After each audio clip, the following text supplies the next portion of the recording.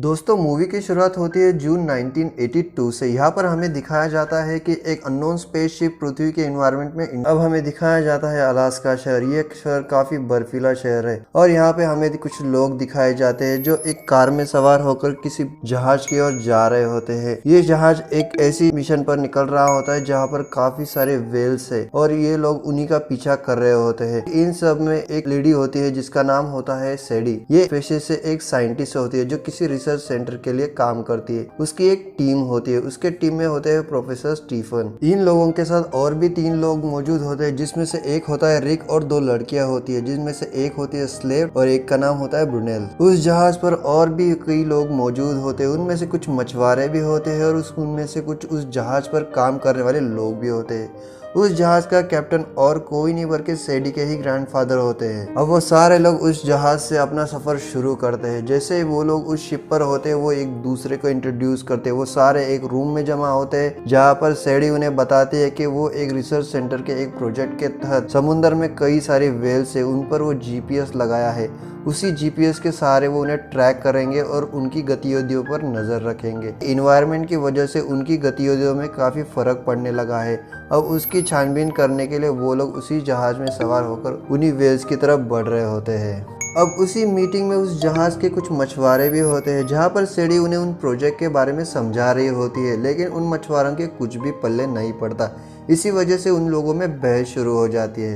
अब इसी बहस को रोकने के लिए उस जहाज का कैप्टन वहां पर पहुंच जाता है और उस बहस को रोक लेता है। अब कैप्टन की बात सुनकर सिर्फ सैडी और उसके दोस्त भी अपने अपने रूम में आ जाते हैं और रोकना पड़ता है। अब उन्हीं वेल्स को देखने के लिए सैडी उसी जहाज के कैप्टन यानी कि उसके ग्रैंडफादर को देती है। साथ ही साथ सैडी ये भी नोटिस करते हैं कि वहां पर जितने भी वेल्स है वो सारी उस चीज के आसपास ही घूम रही है। इसी वजह से अब कैप्टन उन मछुआरों की मदद से उस चीज को अपने जहाज पर खींच लेते हैं। अब उस चीज को देखने के लिए उस जहाज के सारे लोग वहां पर जमा हो जाते हैं। वहां पर प्रोफेसर स्टीफन उस चीज की पूरी वीडियो निकालते हैं। ये लोग अब उस चीज पर जमे हुए सख्त बर्फ को तोड़ देते हैं। अब उन्हें पता चलता है कि वो एक स्पेसशिप का टुकड़ा है जो आसमानों से गिरा है। यहाँ वो कई सालों से अटका हुआ है। ये वही स्पेसशिप का हिस्सा होता है जो इस मूवी की शुरुआत में हमें दिखाया गया था, जो पृथ्वी के एनवायरनमेंट में आते ही कहीं खो गया था। इस चीज को देखकर जहाज का कैप्टन कहता है कि हमें उसे गवर्नमेंट को दे देना चाहिए, लेकिन स्टीफन इस बात से सहमत नहीं होता। इसीलिए वो कहता है कि हमें उसे यूनिवर्सिटी ले जाना चाहिए और वहीं पर इसका एग्जामिनेशन करना चाहिए। साथ ही साथ प्रोफेसर कैप्टन को ये भी बताता है कि इस प्रोजेक्ट के तहत जो भी चीज खोजी जाएगी वो उसी की होगी। इसी के बीच यहाँ पर सैडी भी इस बात को एग्री कर लेती है। इस पर कैप्टन फैसला लेता है कि इस बात से तो ये चीज सैडी की ही हुई, इसीलिए वो उस चीज को सैडी के हवाले कर देता है। अब वो लोग उस स्पेसशिप के टुकड़े को उस जहाज के अंदर ले आते हैं और एक सुरक्षित जगह पर रख देते हैं। अब वहाँ पर बर्फीला तूफान आ जाता है। इस तूफान की वजह से वहाँ सतह पर बर्फ काफी जम जाती है। इसके लिए वो जहाज उन्हें वही रोकना पड़ता है। अब सैडी उस स्पेसशिप के टुकड़े का एग्जामिनेशन करना चाहती है, जहाँ पर वो देखना चाहती है कि असल में है क्या, लेकिन उसे ऐसा करने से प्रोफेसर स्टीफन मना कर देते हैं। प्रोफेसर स्टीफन ऐसा इसलिए करता है क्योंकि वो सैडी का सीनियर होता है और सैडी के एग्जामिनेशन करने से उसके काम पर बहुत सारा फर्क पड़ेगा। इसीलिए वो इसका क्रेडिट अब सैडी को नहीं देना चाहता। इसीलिए वो खुद एग्जामिनेशन करके उसका क्रेडिट खुद लेना चाहता है। इसीलिए अब उन दोनों में बहस होने लगती है। प्रोफेसर स्टीफन सीनियर होने के कारण वो सीढ़ी पर काफी रोप जमाने की कोशिश करता है। तभी सैडी काफी मायूस हो जाती है। तभी वहां पर रिक पहुंच जाता है। हालांकि रिक सीढ़ी को पसंद करता है, इसीलिए वो सैडी के पास जाकर बैठ जाता है। अब उन दोनों के बहस के बीच में रिक सैडी से बात करता है। रिक सैडी को बताता है कि तुम ही अपना जॉब करना चाहिए और तुम्हें ही उस चीज का एग्जामिनेशन करना चाहिए। इस बात से स्टीफन काफी गुस्से में आ जाता है और वो वहां से निकल जाता है, लेकिन स्टीफन उन दोनों पर नजर रखता है। तभी रिक से एक आदमी को बुलाता है जिसका नाम जी होता है।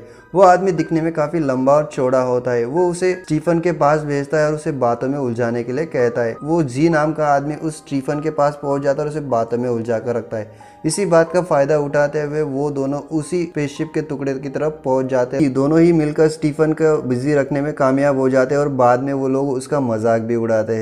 इसी बात से स्टीफन काफी चिढ़ जाता है और अपने रूम में जाने की कोशिश करता है, लेकिन उसे ये भनक लग जाती है कि सैडी ने उस स्पेसशिप के टुकड़े का एग्जामिनेशन कर लिया है। अब सैडी उस बॉडी में से निकाले हुए सैंपल को अपने लैब ले जाती है, जहाँ पर वो उस पर एक्सपेरिमेंट करती है।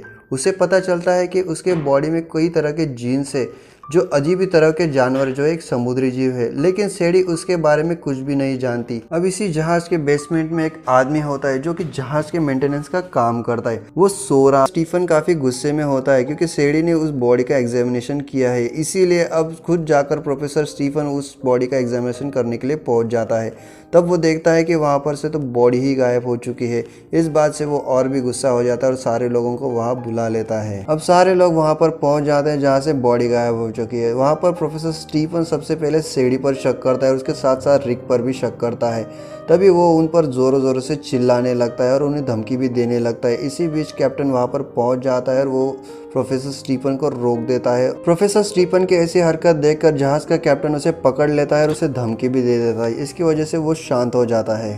अब कैप्टन वहां पर सारे लोगों से पूछताछ करता है। इसी बीच डॉक्टर स्टीफन को सांस आने में प्रॉब्लम हो जाती है, इसीलिए वो अब जहाज के ऊपरी हिस्से में चला जाता है और वहां से बर्फीले तूफानों में खड़ा हो जाता है। तभी उसके पीछे सेडी भी आ जाती है। प्रोफेसर स्टीफन सेडी को बताता है कि वो सांस नहीं ले पा रहा। तभी वो अचानक से अपना आपा खो देता है और वो अपने बदन के पूरे कपड़े निकालने लगता है और वो जानवर जैसा व्यवहार करने लगता है।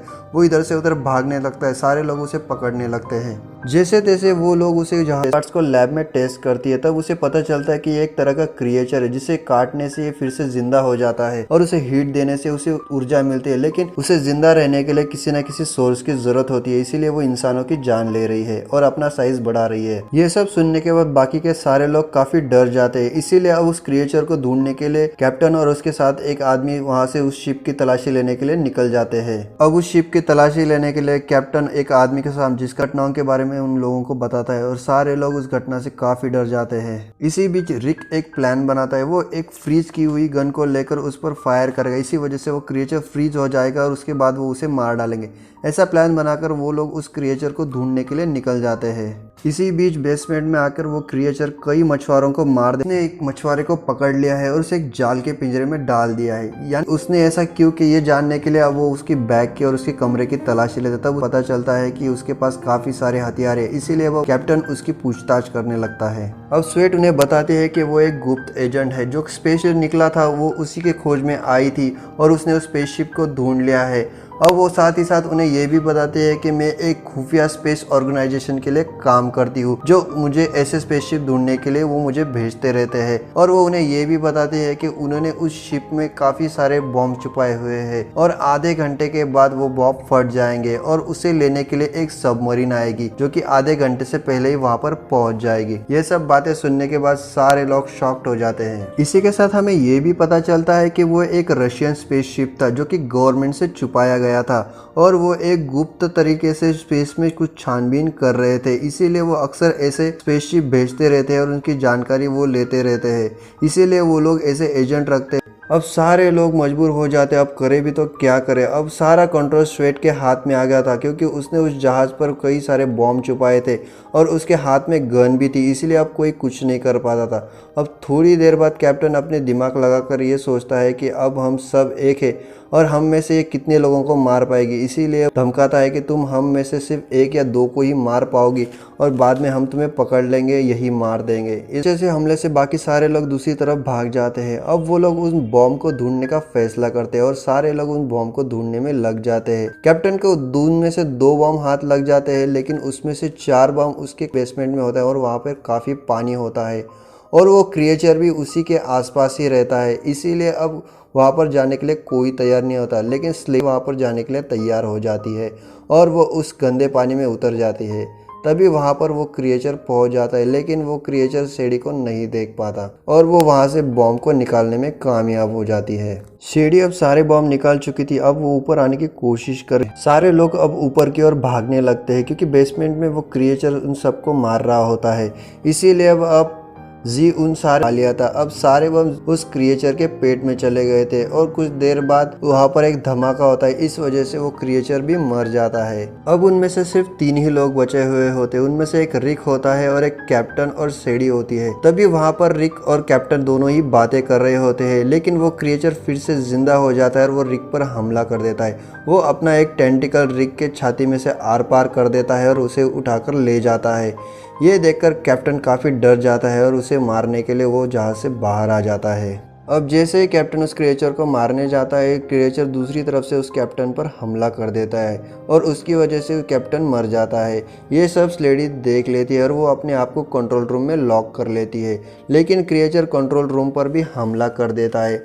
अब स्लेडी को पास कोई रास्ता नहीं बचता। वो फैसला करते कि अब वो उस जहाज को भगाएगी और उसे एक चट्टानों से टकरा देगी। इसकी वजह से वो क्रिएचर और वो जहाज भी डूब जाएगा। स्लेडी अब उस जहाज की स्पीड बढ़ा देती है और वो जहाज दुगनी रफ्तार से दौड़ने लगता है। इसी बीच क्रिएचर अटक जाती है और वो जहाज दुगनी रफ्तार से आंगती है। इसी के साथ साथ ये मूवी भी खत्म हो जाती है। दोस्तों, हार्बिंजर डाउन ये मूवी 2015 में रिलीज हुई थी और ये मूवी हॉरर साईफाई कैटेगरीज में आती है। इस मूवी को डायरेक्ट किया एस गिल्स ने और ये मूवी को IMDb रेटिंग मिले है 4.5 आउट ऑफ 10। दोस्तों, आपको ये मूवी कैसी लगी मुझे कमेंट बॉक्स में ज़रूर बताना। अभी तक आपने मेरे चैनल को सब्सक्राइब नहीं किया है तो फटाफट जाइए और सब्सक्राइब कीजिए और साथ में बेल आइकन भी दबाइए, जो कि आने वाले लेटेस्ट अपडेट्स आप तक मिलते रहेंगे। मिलता रहूँगा एक और मूवी के साथ, तब तक के लिए बाय बाय।